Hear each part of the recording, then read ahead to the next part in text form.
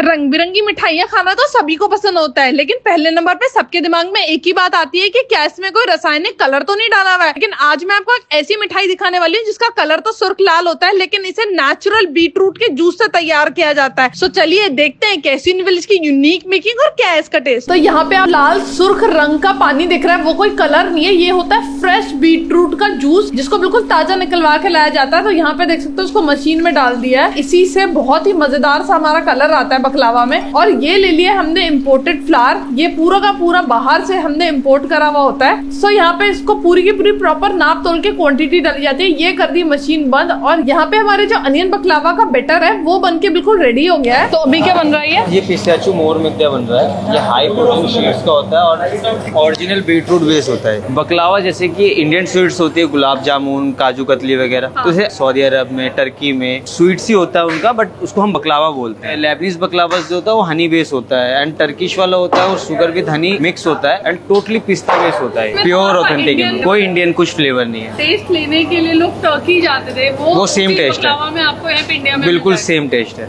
ये आपको कॉर्नफ्लावर डाला जाता है क्योंकि उससे लेयरिंग सही बनी रहे। इसको बाद में हम ऐसे झाड़ के हटा भी देते हैं, चिपके ना। ये बहुत पतली पतली लेयर्स होती है, इतनी पतली होती है। तो ये जो शेफ बना रहे हैं क्या ये स्पेशलाइज्ड है? ये हमारे यहाँ पे सीनियर शेफ है, इनको हमने टर्की भेजा था, इनको ट्रेनिंग ली, टर्की से बंदे आए, इनको पूरी ट्रेनिंग दी है। फिर उसके बाद ये बनने के बाद आप एक बार टेस्ट करना, जैसा आपको टर्की में मिलता है बिल्कुल वही चीज मिलेगी, क्योंकि ये सारी जो प्रोडक्ट है इसमें जो भी डाला जाता है सब हम बाहर से इम्पोर्ट करवाते हैं। यहाँ तक कि हमारे पास शेफ भी मतलब महीने में 2 बार आते हैं, चेकिंग करते हैं कि कैसा बन रहा है, क्या बन रहा है। वो नई नई चीजें और चीजें भी सिखा के जाते हैं इनको। तो उसका कलर तो बहुत प्यारा लग रहा है देखने में। मैम ये टोटली बीटरूट कलर है, कोई ऐसा ये नहीं किसी कहते कि कलर डाला हुआ है, कलर नहीं डाला होता, टोटली बीटरूट ही डाला हुआ है। इसकी 33 लेयर्स होती है। ये तो पर शीट पे आपकी लेयरिंग डलती है, और ये वैसे 33 लेयर्स हाई प्रोटीन शीट्स की बनती है। अब जैसे कुछ भी आप देखेंगे इसमें लेयर पतली पतली, बहुत पतली पतली लेयर्स डलती है। मैम ये लेयर दिखाए जा रहे हैं, तो हम ऐसे रखेंगे तो चिपक जाएगी लेयर और आपस में खुल नहीं पाएगी, और ये लेयर बाय लेयर निकलेगा एक एक करके, एंड ट्रे में सेट होता रहेगा। मैम पूरा मतलब इनको करते हुए काफी साल हो गए यहाँ पे, जितना इनको सारी चीजों के बारे में पता है टर्किश में कि बकलावा ओरिजिनल कैसा होता है क्या नहीं होता। बनाने को तो और भी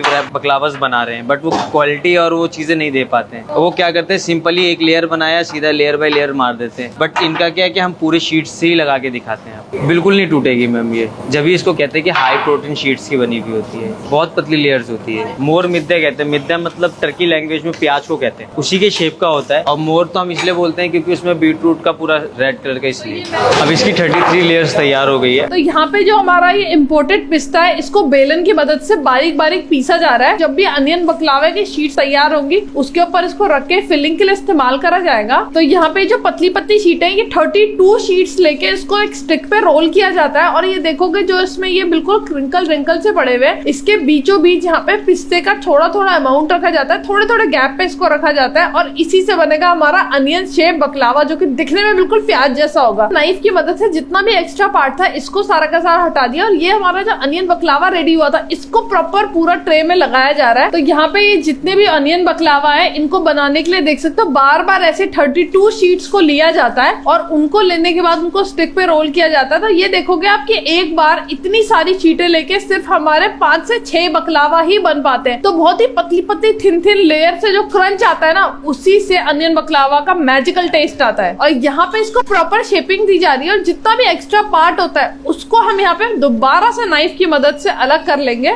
और ये हमारे जो बकलावा है इसको साइडों से प्रेस किया जाता है ताकि जो भी अंदर पिस्ता वाली स्टफिंग है वो निकल के बाहर ना आए। जो बनाने का तरीका है वो बहुत ज्यादा मजेदार है, एकदम सेटिस्फाइंग इसका वे होता है बनाने का। मुझे अनियन बकलावा का नाम सुन के बिल्कुल भी नहीं लगा था कि यार इसका प्रोसेस इस तरह से होगा। बहुत ही ज्यादा मजेदार वाला इसका प्रोसेस है। यहाँ पे देख सकते हो ये जो हमारे अनियन शेप का बकलावा है वो बनके बिल्कुल रेडी हो गया है। तो हमने यहाँ पे अभी एक ट्रे बनवाया है, ये बनके रेडी हो गया है। ये शीट्स में आप देख सकते हो इसमें कितनी ज्यादा हार्डवर्क लगा हुआ है, बहुत मेहनत से को बनाया गया। इसका नेक्स्ट प्रोसेस क्या होने वाला है? अब इसका नेक्स्ट प्रोसेस होगा, ये थोड़ा सा पहले इसमें घी डालेंगे हम। हाँ, काऊ घी डलती है ओरिजिनल, और फिर उसके बाद इसको बेक पे लगाएंगे, मतलब 45 मिनट्स लगेंगे बेक होने में। ये काऊ घी होता होता है पूरा। अब ये डलेगा, इसके बाद फिर ये बेक पे जाएगा, बेक्ड होगा। तो यहाँ पे हमने इसमें जो काऊ घी था वो डाल दिया, और काऊ घी की भी एक खासियत है कि ये भी इम्पोर्टेड रहता है, इसको भी बाहर से मंगवाया जाता है। ये हमारी जो ट्रे थी वो पूरी की पूरी घी से लबालब तैयार हो गई है, और अब इसको सीधा बेकिंग में लेके जाएंगे हम। तो इसको सबसे पहले हमने ओवन में रख दिया और इसको यहाँ पे 45 मिनट्स के लिए बेक किया जाएगा। शेप इसके नहीं जैसी, लेकिन जो उसका फ्लेवर है वो बहुत ज्यादा मजेदार है। यहाँ पे आपके लिए मैं इसको टेस्ट करके बताऊंगी इसका टेस्ट कैसा होने वाला है। सो ये है हमारा मोर मिद्या। तो बात अगर इसके टेस्ट की करें ना, बाहर से तो बहुत ही ज्यादा क्रंची लेयर है, वो जो बीटरूट वाला टेस्ट है ना वो आपको नहीं लगेगा, बहुत ही ज्यादा मजेदार वाला टेस्ट है। सो ओवरऑल मैं तो टोटल थम्स अप बोलूंगी, फुल ऑन रिकमेंड है। मैं यहाँ पे इसको एंजॉय करती हूँ और मिलती हूँ आपसे नेक्स्ट वीडियो में। टिल देन हंसते रहिए, हंसाते रहिए, और अगर कुछ रहना है तो मेरे तक आते रहिए।